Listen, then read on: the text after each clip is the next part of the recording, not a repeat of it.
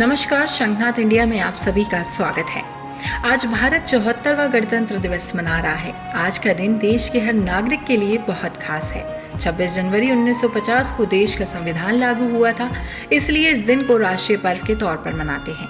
हर बार की तरह इस बार भी लोग इस खास मौके को धूमधाम से मना रहे हैं। आज भारत दुनिया की 5वीं बड़ी अर्थव्यवस्था है और आने वाले 10 सालों में दुनिया की तीसरी सबसे बड़ी आर्थिक ताकत भी बन जाएगा। भारत की तरक्की का आधार है हमारा संविधान। इस दिन हमें वो हथियार या फिर कहें आधार मिला, जिसको आधार बनाकर आज भारत दुनिया का नेतृत्व करने की हैसियत में आ गया है।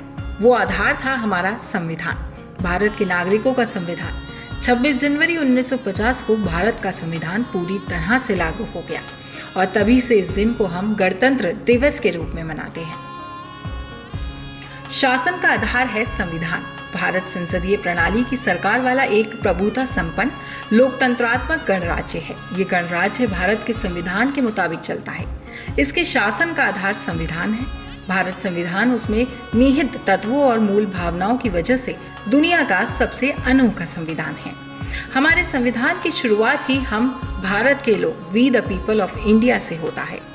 इसी से जाहिर है कि संविधान ने देश के नागरिकों को सबसे ऊंचे ओहदे पर रखा। मूल संविधान को स्वीकार करने के बाद भी इसमें वक्त वक्त पर कई तरह के बदलाव होते रहे और इसमें वक्त के साथ अहम परिवर्तन किए जाते रहे हैं। मूल संविधान में एक प्रस्तावना 22 भागों में बटे 395 अनुच्छेद और 8 अनुसूचियां थी। उसके बाद से 105 संविधान संशोधन हो चुके हैं। अब 8 की बजाय 12 अनुसूचियां हैं। वहीं संशोधन के जरिए बहुत सारे अनुच्छेद में नए सेक्शन भी जुड़ गए हैं। दुनिया के किसी भी संविधान में इतने अनुच्छेद और अनुसूचियां नहीं हैं।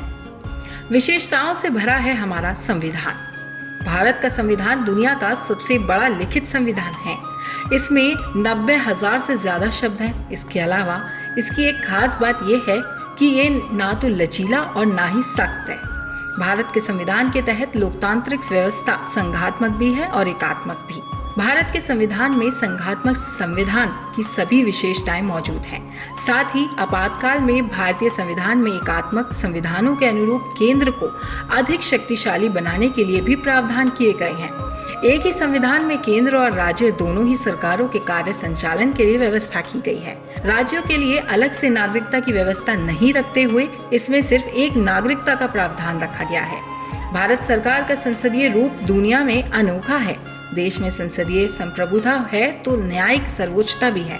भारत का संविधान एकीकृत और स्वतंत्र न्यायपालिका प्रणाली उपलब्ध कराता है। संविधान देश के नागरिकों को मौलिक अधिकार देता है और उनकी रक्षा भी करता है।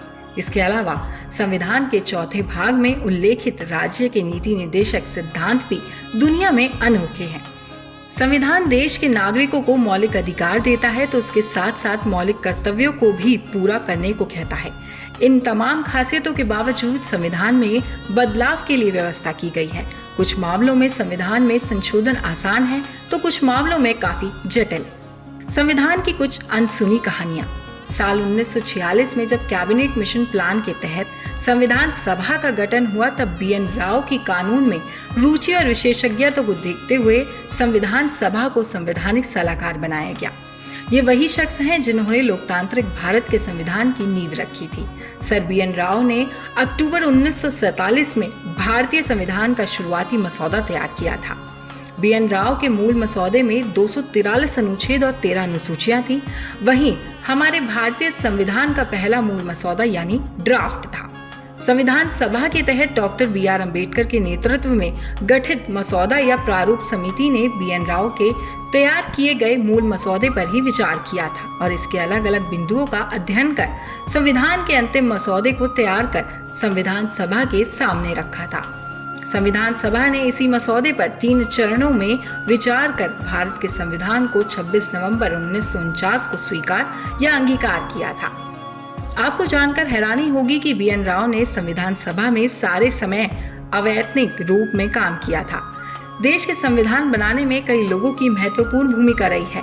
जब 29 नवंबर 1949 को संविधान स्वीकार किया गया तो इस संविधान पर संविधान सभा के 299 सदस्यों में 284 सदस्यों ने हस्ताक्षर किए थे। गणतंत्र दिवस को पूरे भारत में गौरवपूर्ण तरीके से मनाया जाता है। इस दिन भारत के राष्ट्रपति द्वारा हमारे भारत देश की राजधानी नई दिल्ली में स्थित लाल किले पर ध्वजारोहण किया जाता है और उनके स्वागत में राष्ट्रगान, सांस्कृतिक कार्यक्रम, सामूहिक गीत और भारतीय सेना द्वारा परेड की जाती है। साथ ही तोपों की सलामी दी जाती है। देशभक्तों से ही देश की शान है, देशभक्तों से ही देश का मान है। हम उस देश के फूल हैं यारो, जिस देश का नाम हिंदुस्तान है।